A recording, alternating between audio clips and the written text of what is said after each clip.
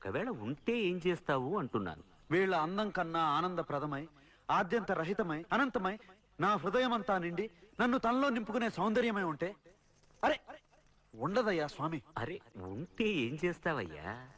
ఆ సౌందర్యానికే దాసోహం అంటాను. అయితేరా చూపిస్తాను. పద చూస్తాను.